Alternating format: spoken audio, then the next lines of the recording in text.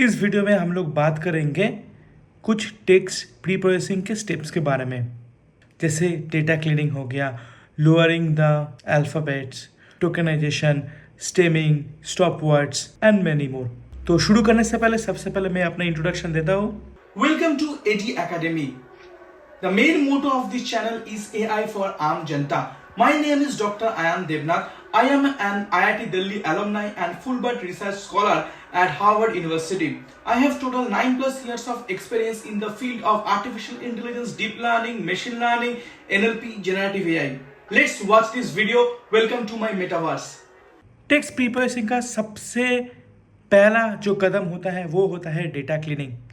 Suppose आपने बहुत सारे डेटा इंटरनेट से डाउनलोड किया, कैगल से डाउनलोड किया, नहीं तो कोई भी सोर्स से आपने डाउनलोड किया, और नहीं तो आपको मिला है फ्रॉम सम अदर सोर्स। तो आपको सबसे पहले क्या देखना है, जो डेटा है वो यूज़फुल फॉर्मेट में है या नहीं, क्योंकि जो रॉ फॉर्मेट में मिलेगा और नहीं तो जो भी फॉर्मेट में आपको मिलेगा, ऐसा हो सकता है वो डेटा को आप डायरेक्टली प्रोसेस नहीं कर सकते हो।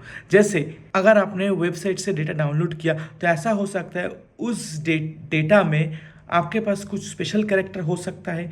जैसे यहाँ पे लिखा हुआ है फूड इज़ गुड, बट उसके साथ कुछ स्पेशल कैरेक्टर्स है, जैसे हैश हो गया, एक्सक्लेमेशन सिंबल हो गया। तो ये सारे स्पेशल कैरेक्टर्स का कोई मतलब नहीं होता है, क्योंकि इसको प्रोसेस करने का कोई मतलब नहीं है, क्योंकि वो मीनिंगलेस है। तो ये सारे चीज़ को हम लोग रिमूव कर सकते हैं, तो हम लोग डेटा को क्लीन कर सकते हैं। क्योंकि अगर इसी फॉर्मेट में मिलेगा विथ स्पेशल कैरेक्टर तो वो डेटा ठीक से प्रोसेस नहीं होगा। तो आपको सबसे पहले क्या करना पड़ेगा, डेटा क्लीनिंग करना पड़ेगा। ये सारे स्पेशल कैरेक्टर्स को आपको हटाना पड़ेगा। ये सब कुछ हटाने के लिए डिफरेंट टाइप का टेक्निक्स होता है, जो मैं आपको बताऊंगा कोडिंग करके। सेकेंड स्टेप होता है लोअरिंग। इसका मतलब क्या है, जैसे मान लेते हैं आपके पास एक सेंटेंस है, फूड इज़ नाइस।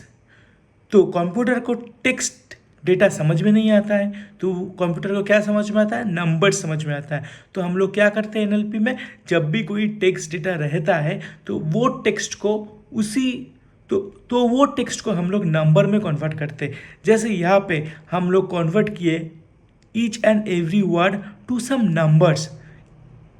एग्जाम्पल ले लेते हैं, जैसे मैंने फूड को एक नंबर असाइन किया है 25, ईस को एक नंबर असाइन किया है 97, नाइस को एक नंबर असाइन किया है। तो हम लोग क्या करेंगे, हम लोग फूड इज़ नाइस ये वर्ड्स को प्रोसेस ना करके 25, 97 एंड 53 ये सारे नंबर्स को प्रोसेस करेंगे। ये सेंटेंस में फूड का फर्स्ट जो लेटर है वो कैपिटल लेटर है, बट अगर हम लोग स्मॉल लेटर में लिखेंगे जैसे फूड इज़ नाइस, तो क्या हो गया, ये एक दूसरा वर्ड बन जाएगा। जब हम लोग उसको कन्वर्ट करेंगे एक नंबर में तो क्या हो जाएगा, नाइस और इसके लिए सेम नंबर ही रहेगा, जैसे 97 एंड 53। बट अगर स्मॉल एफ है इन फूड तो वो एक दूसरे नंबर में असाइन होगा, जैसे 11। तो आपके पास सपोज बहुत बड़ा एक आर्टिकल है और आपके पास डेटा सेट है, उसमें कहीं कहीं पे कैपिटल एफ मेंशन्ड है फूड वर्ड में और कहीं पे स्मॉल एफ मेंशन है फूड वर्ड में, पर दोनों का मतलब तो सेम ही होता है ना। तो हम लोग अलग अलग नंबर क्यों असाइन करेंगे सेम वर्ड के लिए, क्योंकि एक वर्ड में कैपिटल लेटर है और दूसरे वर्ड में स्मॉल लेटर है।